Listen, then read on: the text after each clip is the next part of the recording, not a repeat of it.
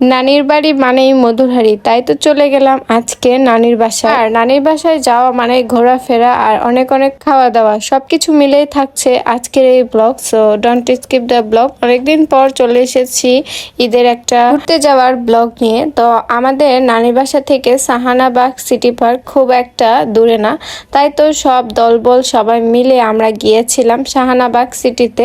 কিন্তু দুঃখের বিষয়, এখন যেহেতু আমের সিজন, আমের জন্য আমরা কিন্তু পার্কের মধ্যে ঢুকতে পারিনি। যদি পার্কের মধ্যে যেতে পারতাম তাহলে অনেক অনেক ভিডিও আর অনেক অনেক ছবি আপনারা দেখতে পারবেন।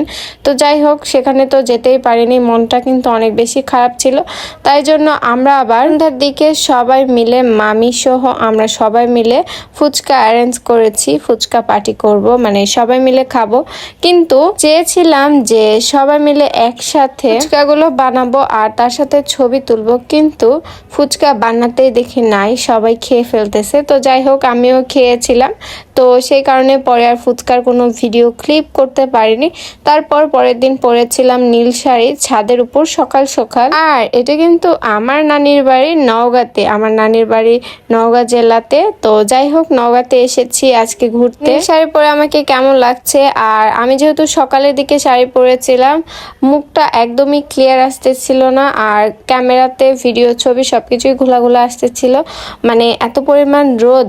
প্রায় 11:30টার দিকে আমি মনে হয় শাড়ি পরেছিলাম সকালের দিকে। আর আমার যখন শাড়ি পরার মন হয় কিংবা আমি ভাবি যে আমি আজকে শাড়ি পরবো এই সময়, তো আমি তো টাইম কোনো কিছুই দেখি না। যাই হোক, শাড়ি পরেছিলাম। আর বিকেলের নাস্তাতে ছিল এই যে আলুর চপ, এটা হচ্ছে আলুর চপ ছিল। তারপর আমার নানির একটা জামা ছিল, মানে ঈদেরই, যেটা আমার মামারা কিনে দিয়েছিল। যাই হোক, সেই জামাটা এখন আমার মামি কেটে দিবে।